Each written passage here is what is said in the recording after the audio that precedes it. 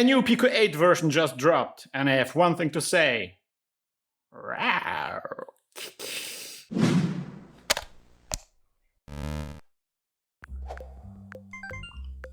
Hi everybody, I am Christian, this is LazyDev's Academy. Welcome to this overview of this new Pico-8 version that dropped a week ago or two, version 0.2.7. A small update with tremendous upgrades, tremendous new features that are not necessarily groundbreaking, but like there's two things that made me rethink every single card that I drew before. I swear, I love it, I'm happy to see it. Let's jump straight in. And because I tend to blabber in those videos a lot and people are getting impatient, I'm gonna put up chapters for all the new features if you're interested in any specific new feature. Let us start with this new feature called Rounded Rectangle, RRRRECT, or as I like to say, RRRRRECT. I don't know. Or maybe it's like a Eastern European accent. Oh, wrecked, you know. Let's get wrecked, everybody. Yeah, so we can now draw rounded rectangles. This is something that was possible in Picotron, and this is one of those two features that we're going to see today that have been kind of backported from Picotron back in Pico-8. So features that are available in Picotron by default are now also available in Pico-8. I love it. These are very useful features. Let me show you what RRRRECT looks like, and it's a little bit more useful than you think. All right, so we're drawing a rectangle with RRRRECT, or RRRRECT, or RRRRECT. Right, so this is a rectangle. You can see it's kind of like very similar to the regular rectangle drawing for function, the regular rect, get rect. So you see four numbers. The first number indicate the size of the rectangle. Then we have a special new number that is 0 right now. That is how rounded it is. Right now we have 0 roundness, so it's a square rectangle. And then we have the color 7, right? So if I use my mouse wheel for this demo here, you can see that this second to last number is going up now at 21, and that gives us nice rounded rectangles. Ooh, very nice. Something to keep in mind is that if you get it super rounded, the roundness actually doesn't increase at some point anymore. You can push the number higher, but you cannot get it any more rounded. It's already a pill. So it kind of like cap out at a pill. That's very useful, very, very solid. What happens if you go negative numbers? Nothing happens. It gets just square. So very nice for like UI stuff. This is very nice. This is very nice. Like a little bit of a chiseled rectangle. If you set it to 1, very, very nice effect. Also works with RRRRECT fill. Rect fill. So that is also available. So we have RRRRECT and RRRECT fill. Both of these variants are available. This is exciting. This is really great. There's one thing that really pushes this over the edge for me, and that is the fact that this rectangle is encoded like a normal person would encode a rectangle, I would say. So just to remind you, rectangles, if you draw a rectangle in Pico-8, what you have to do is you have to specify the upper left corner, or the upper left corner and the lower right corner of the rectangle, right? And then it will draw a rectangle between those two. And that's okay, but it's not how a normal person would draw a rectangle. How a normal person would draw a rectangle, I'm being a little bit facetious about it, would be specify a top left corner of the rectangle and then the width and the height. And that is how RRRRECT is being used. So as you can see, if I change the size of the rectangle, obviously top left corner is not moving, so it's not moving at all. So just the two numbers, the two lower numbers are changing. But now if I want to move this rectangle, so previously, if I wanted to do that, if I want to have a rectangle that's moving, let me just if I want to have a rectangle that is moving, I would have to change all 4 numbers because the top left corner and the bottom left corner would be moving together, right? If the rectangle is supposed to stay the same size but move around on the screen. Now, it's just the first 2 numbers because the first 2 numbers indicate where the top left corner of the rectangle is, and the second 2 numbers just indicate the size. If you have rectangles that are supposed to just stay the same size and fly around, maybe for particles, this is perfect. It's really great for UI stuff because maybe, you know, you have a certain buttons that are certain size. Maybe this is like a standard button in my game, right? And I want to have just 2 of those buttons next to each other. I can just copy and paste the code and just change the position of the button and don't have to like calculate the lower right corner of the rectangle in addition to that. Very useful. I would probably just like use this as my default go-to rectangle because quite often I just want to specify a size of the rectangle and draw it at a specific location. This also helps a little bit with token stuff because quite often when you have a rectangle that's moving at a certain size, you have to like calculate the position of the top left corner, and then do the same calculations for the bottom left corner as well, bottom right corner as well. So that's like a double the calculations, or you have to like do the calculation once but store it in a local variable. Like there's lots of like workarounds that you have to do because of how the regular rect function works. Zep did a really good job here. He didn't rework the way rectangles worked. Instead, he just gave us a second type, a second kind of rectangle that has a special function with the rounding. So there is a justification for it. But also it serves as a double function of like encoding the size of the rectangles in a more convenient way. I love this. This is great. I will use this all the time. Now the question is, if I'm going to use it all the time, what does this do to performance? All right, so I set up a bit of a demo situation here. Now this will be a bit of a flashing images, so flashing images warning. But if I run this is using the RRRECT, the new RRRECT function. I'm drawing as many rectangles on the screen, any given frame as I can. I'm maxing out the CPU. I have the profiler up here at 0.99. So it's, it's maxing out the CPU right now. And so that gives us 820 rectangles under these circumstances. And if I change back to the regular rect, oh yeah, that's a lot of faster, 0.43. So we're just using half the CPU, less than half the CPU than the RRECT. So the RRECT is slower. If you want to use it for a lot of particles, if performance is an issue, then reverting back to regular rect is probably preferable. But I think in a lot of situations where it's just like UI and the game is not really like maxing out, like in a menu or something like this, you will probably want to use just RRECT. I will probably want to just use RRECT. I take the performance hit. I will design around the fact that RRECT is slower. That's important to me. I love it. Moving on. So the second function here, and I have a little test program here, is the ability. I swear, it's crazy. It's the ability to make outlines, to add outlines to text. This was possible before. We could make outlines to text, but the way we did this before was annoying. We had to draw the text 5 times. You would draw it, like if you want to have a text and you want to draw it, what you do is you draw the outlines first. So you draw the text, but you shift it by 1 pixel to the side. And you draw it again, but shift it up. And you draw it again, but shift it down. And you draw it again, but shift it right. So now you just drew the text 4 times around, just shift it around. And then on top of that, you draw the fill. So it's 5 times as slow than just drawing the text regularly. And also it takes a bit of code. It was always kind of like a bit of a tax on your tokens because you had to add the outline drawing function to your game. Ugh, annoying. I hated this. But now we can do that from within Pico-8. Isn't that great? So by the way, I'm using the RRECT function to have a little button here at the bottom here. So this is the Pico ASCII code that you have to include, like put in front of your string in order for that string to have an outline. Now I'm going to break down, I'm going to explain exactly what these mean. So we have the backslash. Is it backslash? It's backslash. Then you have the, is it tilde? I think it's tilde. Quick interjection, while editing this video, I realized I was wrong. This is not a tilde. This is a caret. I will get it wrong throughout this entire video. I'm sorry. I will do better next time. Then the O for outline, that activates the outline. And then you have 3 characters. So the first characters, that is just like the color of the outline. You can see if I change the color of the outline, that character after the O is changing, right? So if I want to have it 1 dark blue, then that's going to be 1, 2, 3, 4, and 5, and so forth. And then it's hexadecimal. So once we get into the yellow, then it gets A, B, C, D, and so forth, right? So that encodes the color of the outline. And then the next 2 characters, which are FF in this case, these encode the kind of outline. And I kind of like the level of customizations that is exposed here. This is actually really cool. So I have like this little gizmo here in the middle.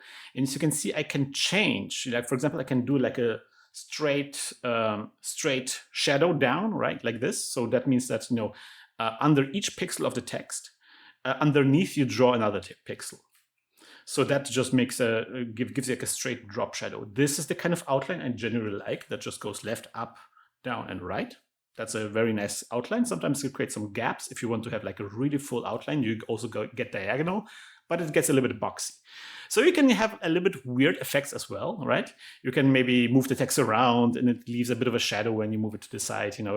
You can get very experimental with this. Some of these are nonsense, I don't know if we want to have something like this. This doesn't seem like useful that much, but you can get a little bit more creative with this, and I appreciate this. Now, this pattern here that we create here, this outline pattern, that gets encoded into a byte.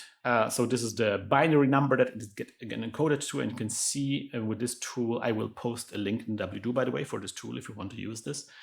You can see which pixel activates which bit, and that bit, that sequence of bits is then encoded into a hexadecimal, a 2-digit hexadecimal number, and that gets put into this little string. Now again, I think most of the time we're going to just use the good old 5A. I think that's a very classic one. Yeah, and the color of the text is obviously set by, just like putting the color of the text in the print statement, or you can also use like a Pico ASCII code as well. Now you might be asking, is this faster than the previous method? And yes, it is. So here's an example for this. So I copied the function from Cattle Crisis, uses this OT print function, which uses an array to do the, drawing the text multiple times.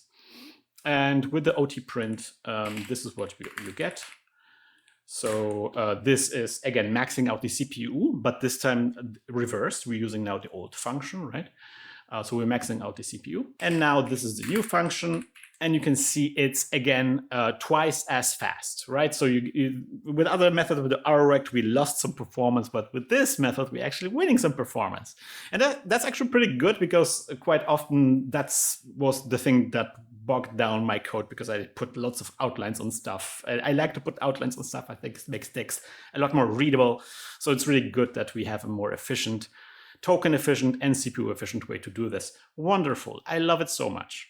And yeah, as you can see, this is how it works. So /O for outline, then 8 for the red color, and then FF, I'm actually doing a full outline here. And then you put your text after that, and that text will appear with an outline. All right, I have to butt in here because I forgot to show you this demo. I was actually interested to see how this outline function applies in a real world scenario. So I actually took this logo that I'm drawing in Cattle Crisis. In the final episode of the series, I actually walk you through the process of how I generate this logo. There's a whole bunch of outline drawing involved. And because that was too slow with the previous method, I had to do a bunch of gymnastics to like pre-render the logo at the beginning and so forth. So now I want to just compare, how this logo could be created with the new method. All right, so just like walk you through the different methods. So this is the current implementation in Cattle Crisis, which is I'm pre-drawing the logo into memory, and I'm drawing it with a sprite function from that memory to the screen. And as you can see, we have about 0.3 CPU. That gives us a bit of a baseline comparison. Now this is what happens when we actually draw the logo, the old method, the manual method, every single frame. As you can see, we are redlining on the menu because there's just so much outlines that are happening that, just moving the text, redrawing the text every single time, 5 times, is just bogging down the system. All right, so now let's see what happens if we're doing this every single frame, but using the new method. So this is now using the new method, and you can see we're getting good performance out of this, 0.7, so that's doable. Not quite as fast as the sprite method, obviously, but still viable, and also we don't have to do all those gymnastics that I talked about. But as you can see, there is a bit of an issue here. So the way I use the custom font in this method is a little bit weird. I'm using the custom font as a bit of a tile set. I split this logo into individual tiles, and I put them into individual characters of the custom font. And then I align those characters from the custom font so they're sort of touching each other. So I'm basically assembling a puzzle of the logo out of those special characters. As you can see, this new outline function does something strange. What it does is it renders every single outline from every single character individually, which means if the characters are touching each other, the outlines of the characters will overlap each other. And I'm going to be honest, I don't think this is good. I don't think this is good implementation. This is something I quite often struggle with when I'm making text in different programs like video editing programs and so forth. Quite often this is how outline drawing is implemented, and it's always a bit of a pain in the butt. Whenever you put the characters together, when you adjust the kerning for the characters to be very close to each other, then the outlines start overlapping each other. That's bad. That destroys the look that I'm trying to go for here. Now, obviously, there's a solution for this. You can can draw yet another copy of the text on top of everything. So it covers up all of these gaps, all of these ugly outlines that appear between the characters. And this gives us this clean result that we're looking for. And as you can see, we're still at 0.78-ish when it comes to the CPU. So this is a total viable replacement for Kettle Crisis. As I said, a lot of the things in this update make me rethink every single card that I made. For example, Kettle Crisis. I could save a whole bunch of tokens if I change Kettle Crisis to work like this. And while we're talking about Pico ASCII codes, there's also a new code that was added in addition to that. That is the Underline code, which is also very useful. So now you can underline text if you want to do that. That is very simple to use, just /tilde and then U for underline, and that will underline whatever comes afterwards. Very nice. Now here are some examples of how it works and how it doesn't work in some ways and how it interacts with the outline function. So you can see on top of here we have the underline under regular text. I also added the wide and high text. You can use ASCII tags to make a text wider and taller, so you can make like a really big font. And as you can see, there's a glitch here. I think it's bugged at this point. The underline should extend under the big font, and it doesn't. So Zap, get on that. That seems to be not working. I don't know if the underline should also scale. I don't know, if you make it tall, then maybe the underline should also be tall. In either case, you get like these weird gaps and it's not aligned with the characters correctly. So there's something still wrong here. However, it does work with a custom font. So this is the font from Kettle Crisis that I used here. That's the third line here. And that works flawlessly. So that's great.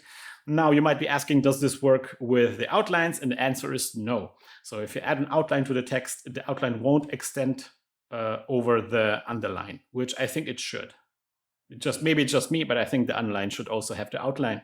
It's part of the text. I don't know. Quick interjection. I forgot to mention there's something that is worth noting about the way the outline works. As you can see, if you upscale the text, if you use the taller and wider text, the double-sized text, as we see here, the outline doesn't actually scale with the text. So even though the text is now 2 pixels wide, like 1 pixel becomes 2 pixels, the outline is still 1 pixel thick. That's something to keep in mind. So yeah, still maybe needs a little bit some more work, but it's good to have like whenever you want to emphasize something, or again, it's very useful for UI stuff, especially with the mouse. When you underline something, maybe you want to have like a link or something. Yes, there's some glitches, but good stuff in general, nice to have.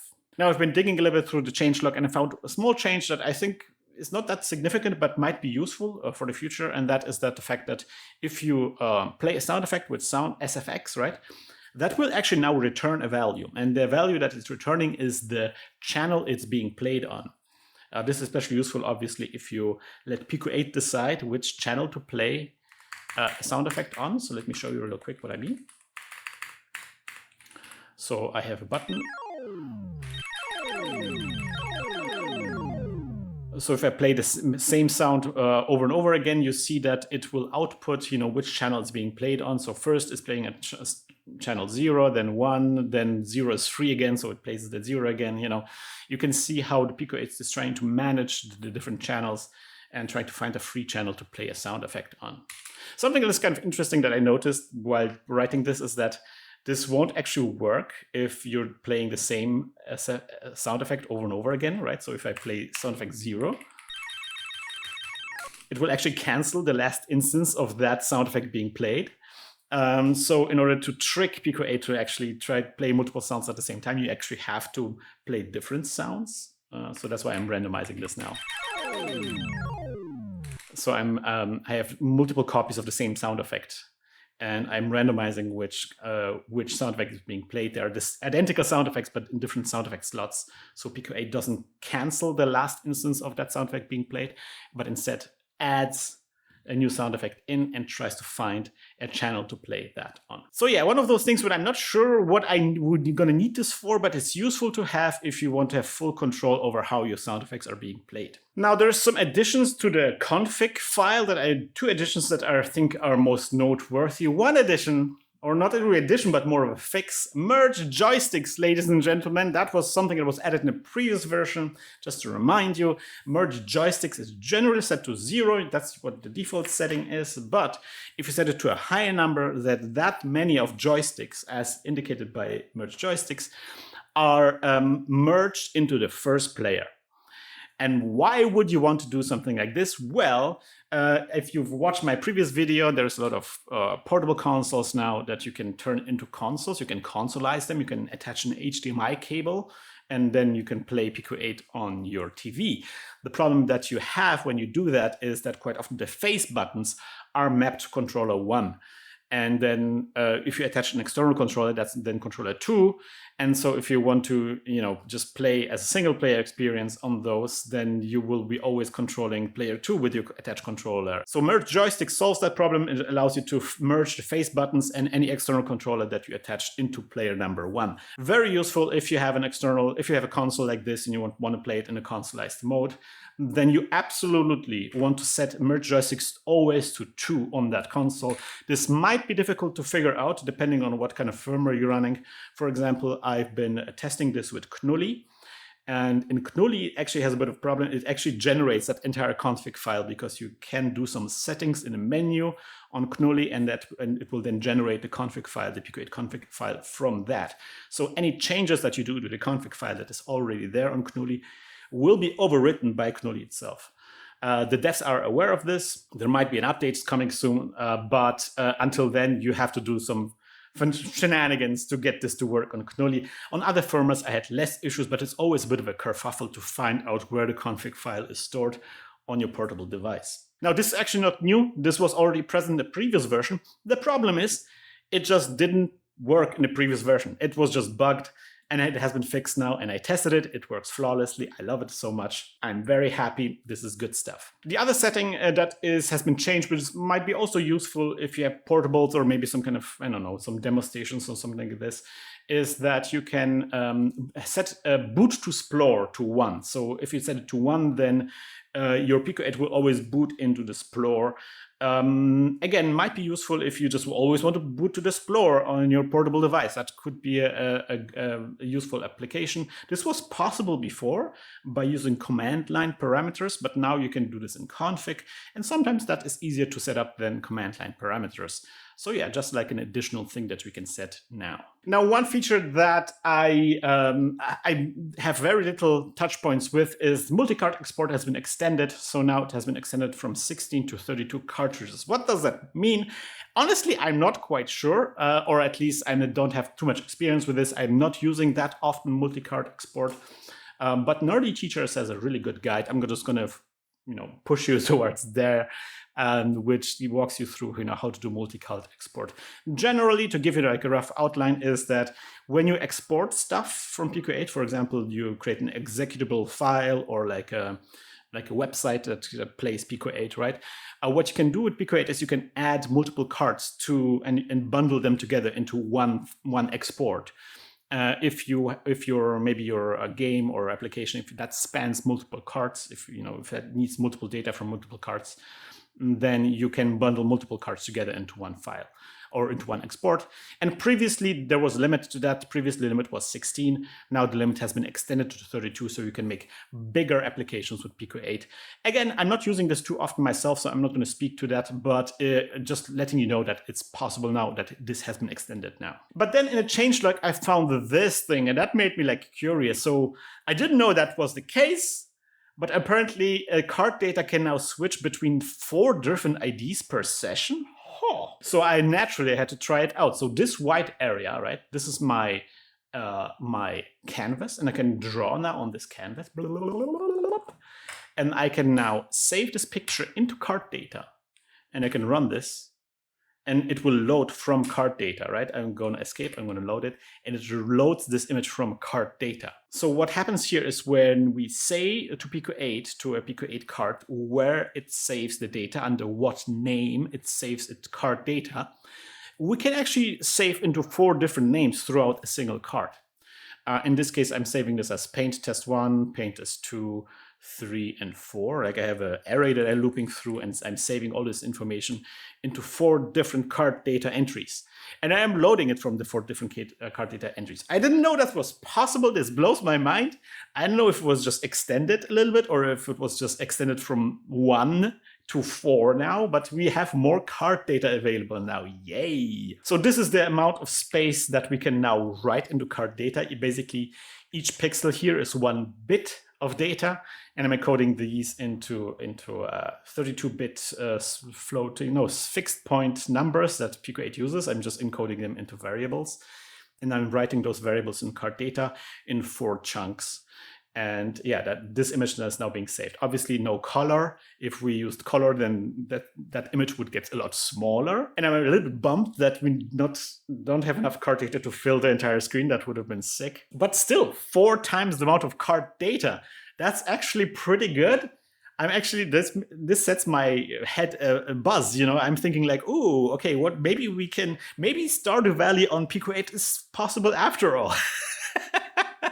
Probably not, but we have a lot more card data to play around with, and that's kind of nice and exciting and makes me wonder about what's possible. And that, ladies and gentlemen, is basically it. I will post the text outline function doobly-doo downstairs, and I will also post this function doobly-doo downstairs as well. If you ever want to encode an image into bits, then I think this is some good reference stuff. Obviously, this is my preference. This is just the stuff that I was excited about. So if there's anything in changelog that you found interesting, that you found exciting, please post it in the comments section. I want to hear about that. Also, this outline generator tool, I'm going to set out a bounty. Whoever recreates that in Picotron gets a pinned comment in the comment section as well. Yeah, so today a bit of a shorter episode. All that's left to do for me is to thank my supporters on Ko-fi.com. Thank you so much for your support, guys, for keeping this channel alive.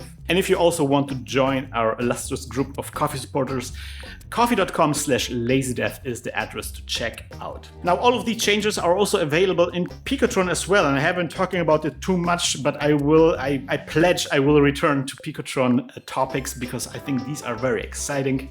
If you are also excited about Picotron, then something that I will definitely recommend you to check out are the live streams. I have a Twitch channel and also a separate YouTube channel for the VODs, for the streaming stuff, and links for both of these are going to be down in the doobly-doo as well. That's all for me today, a bit of a shorter video. Thank you so much for watching. See you next time around, guys. Bye-bye.